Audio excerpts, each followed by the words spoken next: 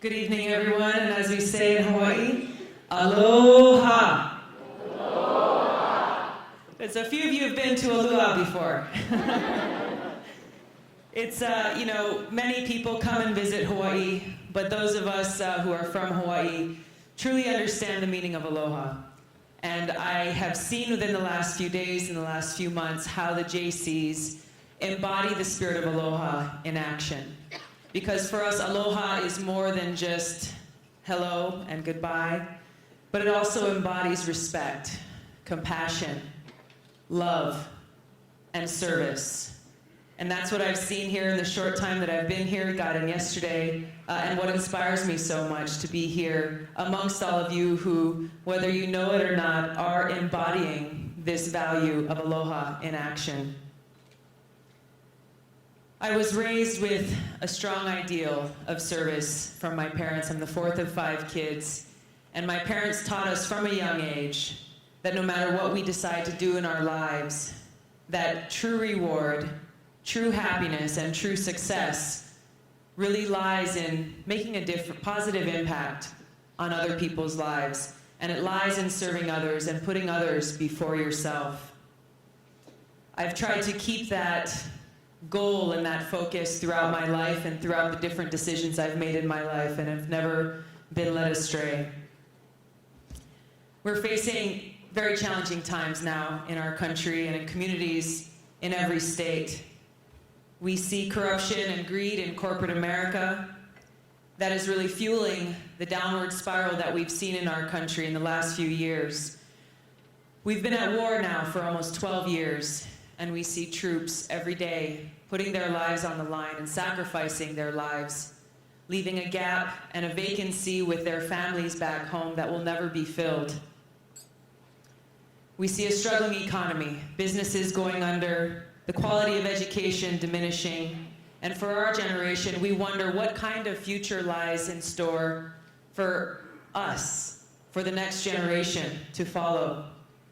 We see many politicians who may have begun serving the community with the best of intentions, but have unfortunately been led astray and now seem to be fueled by their own selfish ambition or a desire to line their own pockets with the hard-earned money from our communities. So the question is, what will it take to change this? What will it take to build the strong and bright future that we know is possible?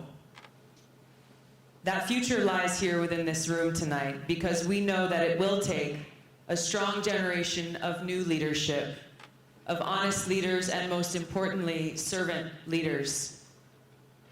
We've seen such leaders stand up in the past during challenging times. We've seen leaders like Mahatma Gandhi, like Martin Luther King Jr., people who at their very core saw an injustice within their own communities, within their own neighborhoods, and they knew that they needed to stand up and take action.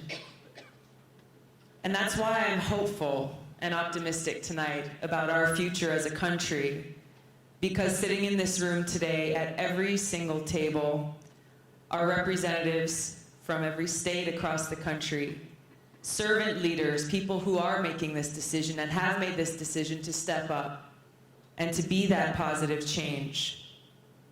So the challenge really exists for each of us here to see how we can take that step even farther, to ask ourselves every day, what more can I do? So whether we are in elected office, whether we are in high finance, whether we are an attorney or a cashier at the supermarket, each of us has this ability through our own lives to step up and serve as an example, to influence others to do the same. We can inspire previous generations, those who've come before us, people who maybe need to be reminded about how to rekindle that fire of service that may have existed at one time. To overcome the challenges that we face will take a strong generation of new leadership, a generation of leadership that embodies the power of people and the voices of people and the hearts of people. It will take a recognition that It's not about each of us as individuals, but it's about all of us joining together and affecting change in any way possible in every day of our lives. So tonight, as we celebrate here, this is not so much a celebration about accomplishments or things we may have done, so much as it is a celebration, a challenge, and a revival of servant leaders who I know will stand up every day to affect this positive change across the country. We have leaders here who will be the change in ways that we have not yet seen in our lifetimes. The time is now, and the responsibility is ours. The character of each of our communities, each of our states, and our entire country is what's at stake.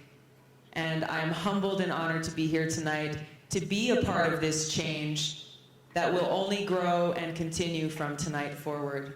Thank you so much for allowing me the opportunity to be here. Mahalo nui loa to the Hawaii Jaycees who serve as great leaders within our own communities and provide this example of servant leadership for all to follow.